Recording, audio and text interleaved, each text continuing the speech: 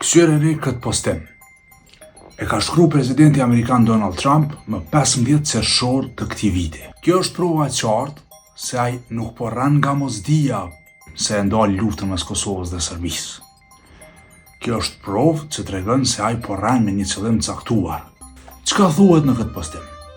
Trump i shkruan se e ndali mundësinë e shpërthimit të luftës mes Kosovës dhe Serbisë në mandatin e tij të parë. Pra, para 4 viteve. Gjithë dim se fjalën e kishte për marrëveshjen e 4 shtatorit 2020. Mirë po, ky postim, kjo çerek e vërtete, ishte parahyrja për në fushatën e rranave cilën e nisi pak ditë më vonë. Pra, veç pak më vonë, ai si patkeq nisi të ndryshonte rranën e tij. Duke u shtirë si budall, pra që s'dinte, ai lat nënkuptohej fillimisht se e kishte ndalu luftën Kosovë-Serbi këto kohët e fundit. Pra po flasim për muajin qershor. Bile gjatë një takimi me Benjamin Netanyahun, ai tha se e kishte ndalu në këto 3 javët e fundit. This was all over the last 3 weeks or so, Marco, right? Ndërsa në zyren ovale të shtëpisë së bardhë, ai u shpreh se e kishte thirrë një mik nga Serbia dhe i kishte thënë po shkojmë në luftë për Kosovën. Pra e mbushi rranën e tij me rrana të tjera.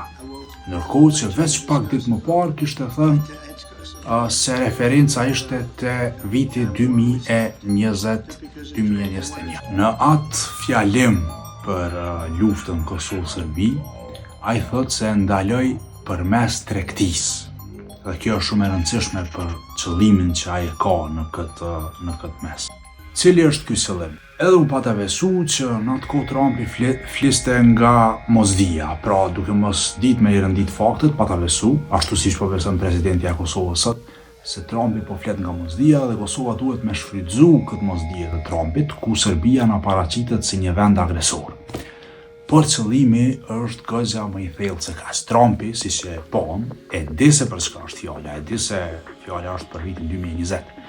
Dhe prandaj duke e ditë, ne e kuptojmë se qëllimi është më i mbrapsht. Qëllimi është te normalizimi i mundësisë që Serbia ta sulmojë Kosovën dhe që rajoni jonë të destabilizohet.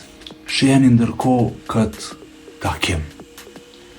Këtu është presidenti i Serbisë Aleksandar Vučić me djalin e presidentit amerikan Donald Trump Jr.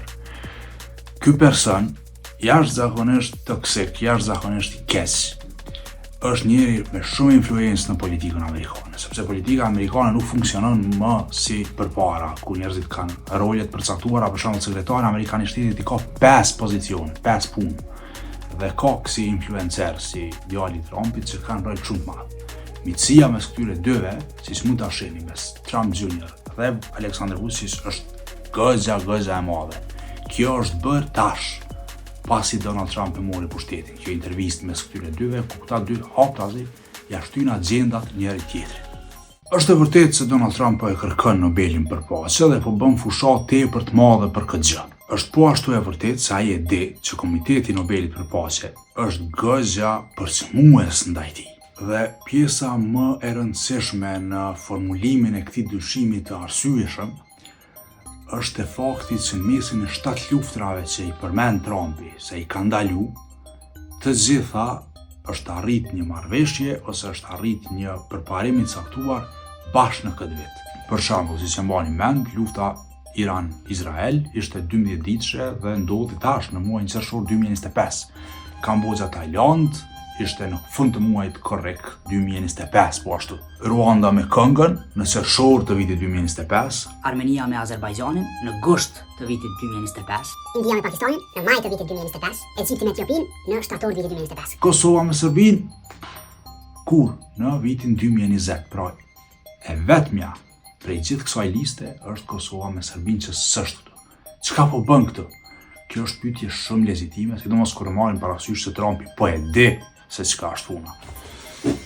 Është krejtësisht legjitime me dyshu që po krijohet një skenar prej këtyre fjalëve dhe kësaj liste, në të cilin Serbia përfiton, pra në të cilin agresioni i mundshëm i Serbisë ndaj Kosovës normalizohet, relativizohet dëmi që i bëhet stabilitetit rajonal. Veç mendojeni pak, po të kishte vërtetësi ajo çka po e thot Trumpi. Atëherë natyrisht Serbia do të dënohej.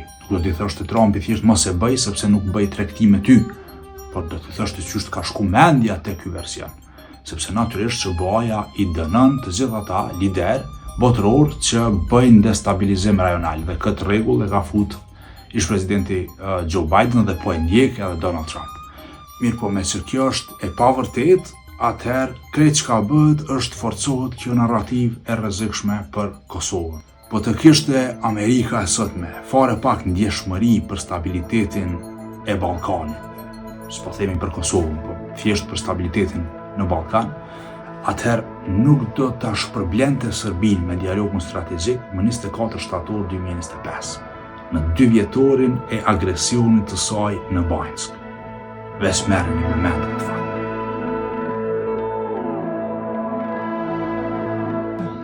Përkundër gjithë kësaj, Kosova duhet bëj çka është e mundur që t'i përmirësoj raportet me Amerikën.